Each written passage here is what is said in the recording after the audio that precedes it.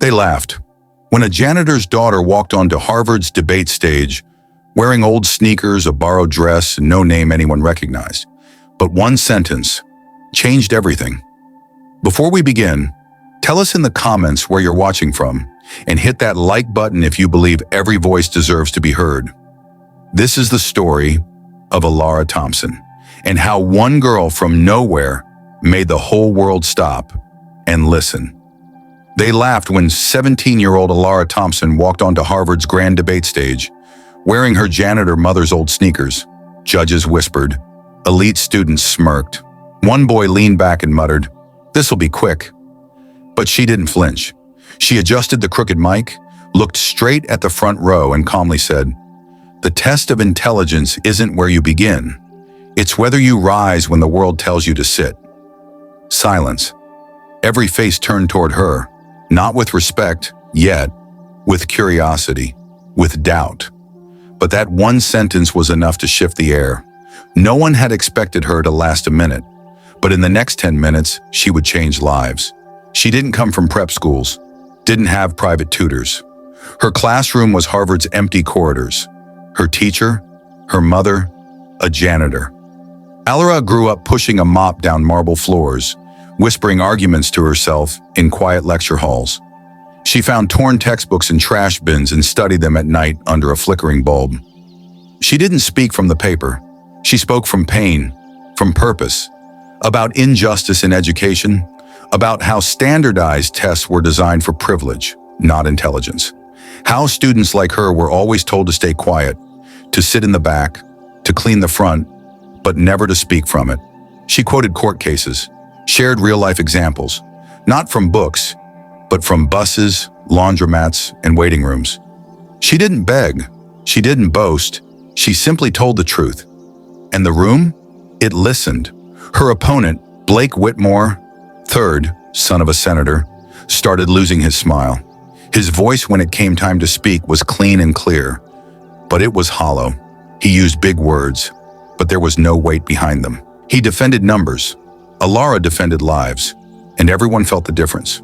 Judges leaned in, parents stopped scrolling.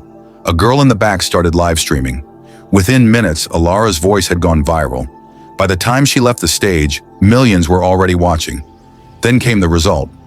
The winner of the 2020 Harvard Debate Invitational is Thompson. Shock, applause, a standing ovation. Allara blinked, frozen, and then she turned to see her mother at the back, still in uniform, hands over her mouth, tears streamed down her face, and Allara smiled, the smallest, proudest smile a daughter could wear. Backstage, people nodded at her differently. A volunteer handed her a bottle of water, not out of pity, but respect.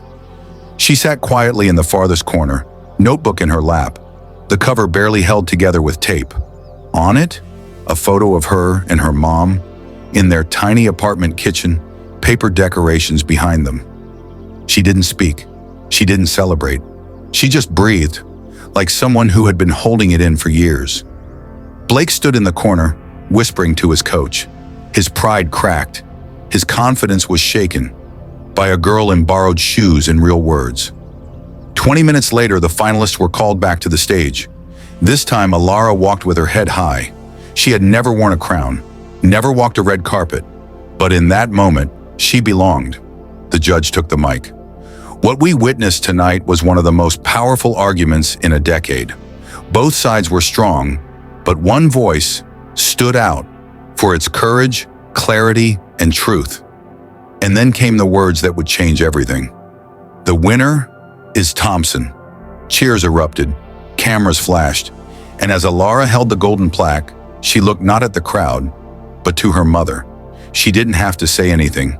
That moment said it all. But the story didn't end there. As she stepped outside into the cold air, her name was already trending. Instagram, TikTok, Twitter, headlines pouring in. Janitor's daughter shocks Harvard. One sentence that silenced the Ivy League. Who is Allara Thompson? A man in a suit ran across the quad. He was from a national news outlet. "Can we interview you for TV?" Allara hesitated. Her mother answered softly, "She needs a moment to breathe." That night, her speech aired on major news. By morning, Harvard sent an email. "We are proud to offer you a full academic scholarship." Allara whispered to her mom, "I think I got in." Her mother dropped the toast tray and then pulled her daughter into a hug so tight it spoke louder than words ever could. But there was one more twist. 3 days later, Harvard invited Allara back, not as a competitor, but as a speaker. She wore a borrowed navy dress, hair braided carefully by her mother that morning. When she stepped onto the same stage, the one she once walked as a nobody, this time the room rose to greet her, not with laughter, with admiration. "I found a debate book in a trash can when I was 11, she said. "I read it every night. Not because I thought I'd use it, but because the words made me feel powerful. Knowledge does that. It reminds you, you matter." And then, the entire room stood up again, even before she finished, not out of politeness, but because she had touched something real, something deep. As she left the building, a black car pulled up. A man stepped out. "Miss Thompson, I'm from the Rhodes Trust. We saw your speech. You've been nominated for a full scholarship to Oxford, not just to study policy, but to shape it." He handed her a letter. Inside was a handwritten note from a former senator. "You reminded me why I joined public service. If you ever run for office, I'll be the first to support you." That night in their small kitchen, Allara sat surrounded by letters, flowers, and offers. Above the table, her mother gently placed the golden plaque. Where silence once lived, now lived a voice that moved the world. Allara's story wasn't just about winning, it was about being heard. And because she dared to speak, others like her will now dare to rise. She didn't come from power, she came from courage. And that courage became a voice, not just for her, but for millions who were never heard. If her story touched your heart, share it.